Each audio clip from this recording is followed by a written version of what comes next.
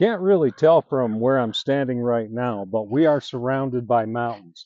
There's mountains that way, north, south, east, and west. So I'm in sort of a, you could think of it as a valley. So when you're surrounded by mountains, you're in mountain territory, you can have mountain lions. So when you're in the mountains and you could have mountain lions or something else you may not necessarily want to run into, you have to have a mountain gun. Now we know this is a mountain gun because it says so right there. See, this is a Smith & Wesson Model 57 mountain gun. You've got an adjustable rear sight, the high front ramp, and this allows for very quick sight acquisition. So if you need to grab this thing and use it quickly in a hurry and extend that out, these sights are sitting up nice and high so you can do very quick work with it. Chamber for 41 Magnum. I've got a few different loads that I brought along today that we can play with, although I'm not expecting any mountain lions. If we do, I've got it covered. But more importantly, the strong possibility of running into and being attacked by some empty Campbell soup cans, some empty vegetable cans. Over here to my left, I've got a berm, about a 12-foot high berm, and I'm going to have some cans set up on there, and we're going to play with the Model 57. And it's going to be fun. Now, I brought out here today a few different loads, a few of them that I pulled out of my ammo storage bin and stuck them in some bags here. Just some smaller quantities that I wanted to refresh myself on because it's been quite a long time since I've actually shot this gun, and in particular these loads. The first one that I have here, labeled 41 mag, 9.0 grains of unique with a 170 grain jacketed hollow core. The hollow cores would be the Sierra bullet, and I'm using the Winchester large pistol for standard or Magnum primer. The second load here is going to be a bit more stout, 9.5 grains of unique with a 210 grain Sierra jacketed hollow core, and the Winchester large pistol for standard or Magnum primer. And I labeled this a hunting load.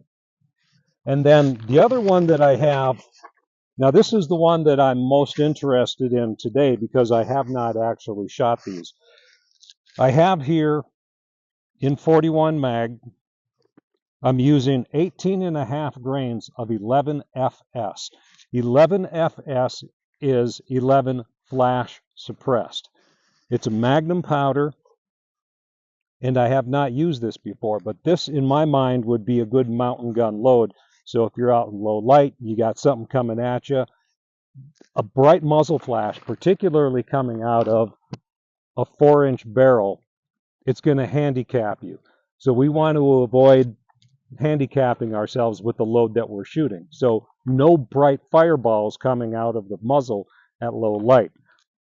And I've got this loaded with the 210 grain Hornady XTP. So we're going to shoot some of these. I might get attacked by some Campbell soup cans or some vegetable cans or something like that. We're going to kill them. Thanks for coming along. Now, as I get reacquainted with this Model 57 that I haven't shot in a while, in particular the loads that I brought with me today, I'm going to begin with the load that I have of 170 grain Sierra jacketed hollow core, and those are loaded with 9 grains of unique. Unique, I have found across the board, has always worked really well in revolvers, and it just has been one of my favorites. Now, in the last few years, good luck finding it like we used to, but there's other powders that are available that work very well as well. So I've got over there, I've got a couple of cans over there on the berm, and they're looking pretty threatening. Let's see what kind of work we can do with that.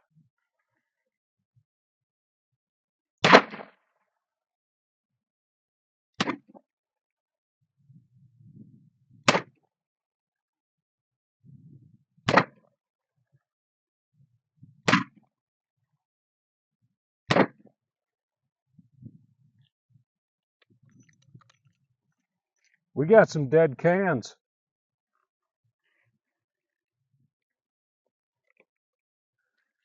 All right, let's do 6 more here. The first set with a double action pull. The double action pull on the Model 57 is a little bit stout. Single action, a little bit easier.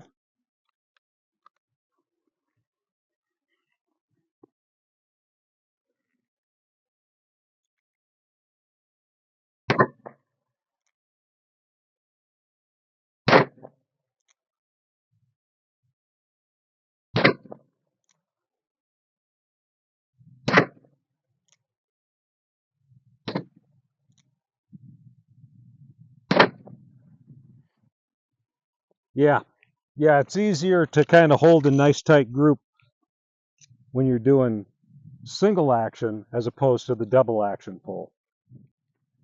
Now the next load I want to do here is again the 41 mag Model 57. I've got the Sierra 210 grain jacketed hollow core, and I've got that loaded with 9.5 grains of unique. So the recoil here is going to be a little bit more stout, and this is a straight up hunting load. If you wanted to do medium sized game, whitetail, you could do pig with it. Around here there's coos deer, that size game, no problem. So again, we've got a threat down there of some soup cans, and that sweet corn can is looking a little bit ominous. I'm going to have to fix that.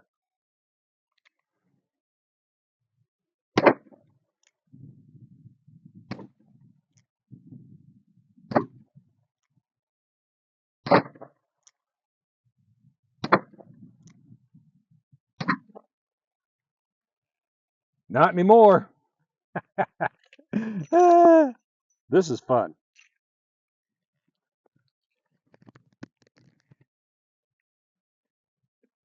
Now the third load that I'm going to do here is going to be, and again, 41 Magnum. It's going to be the 18.5 grains of the accurate, Ramshot accurate 11 FS. 11 flash suppressed is the name of that powder. And at 18.5 grains, you're using the same charge that you would if you were using H110, 296, Ramshot Enforcer, any of your standard Magnum primers. But this 18.5 grains with a 210 grain Hornady XTP, this is going to be a standard hunting load or a defensive load if you're in bear country or mountain lion, that type of thing. But again, nice high sights on the Model 57, so when you bring this thing up, you can acquire your sights very quickly. Oh, I'm liking this load. Oh, yeah. No, this gun is really liking the 11FS. Now, I've been a Unique fan for a very long time. 11FS, I can tell you right now, this is really shooting well.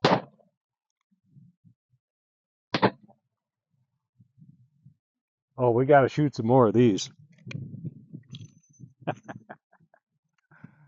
This is fun.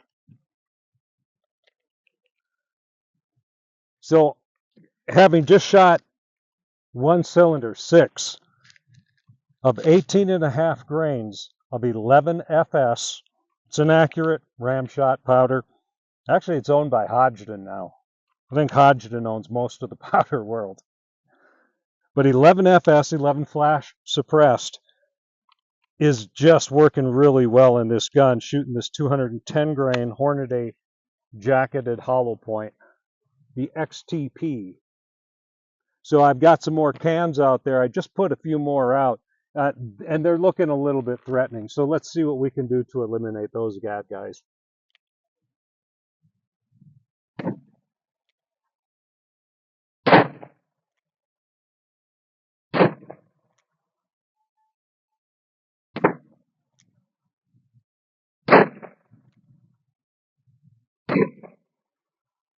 Okay, I am holding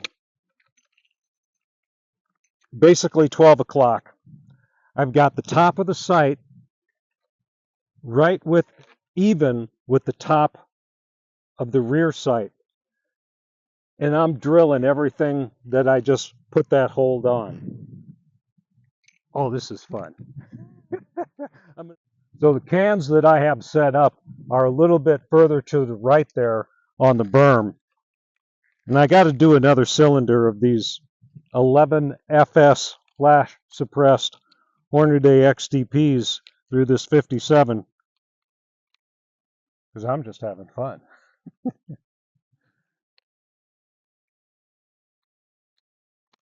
See, you can't do stuff like this when you live in a concrete jungle. You got to be out in the middle of nowhere.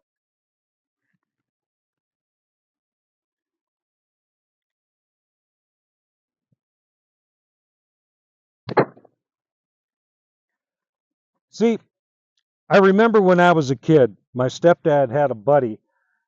He had several buddies. Everybody had a hunting cabin, and we would rotate, going to this cabin one weekend, this cabin another weekend. But one of the places we went to quite a bit was a cabin back in the woods, and somebody came through basically with a bulldozer and just kind of knocked all the trees right out of the way. Well, the road where it bent to go to the cabin, there was a lot of trees and gravel and dirt and everything just sort of piled up. And I remember as a little kid, I would take my .22 rifle and I'd take some cans out of the dump. Couldn't put too much stuff in the dump or the black bears would start coming around. But I would put up cans on that kind of a makeshift berm just like that and just go out, and I could walk down the road as further as I wanted to go. Like I can walk further back this way and get more distance out of it if I want to. But this has just reminded me of the setup that I had as a kid that I had so much fun. And you know what? 55 years later, it's still fun.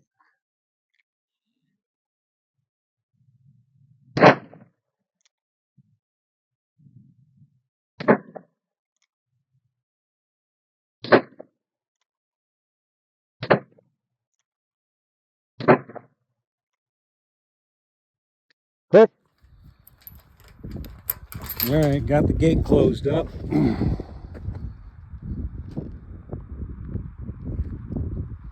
Man, this is embarrassing. Where did I park? Valet! I did drive out here.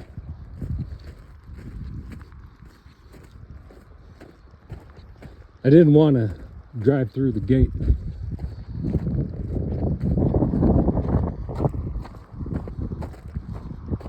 Ah! See tail lights, there we are.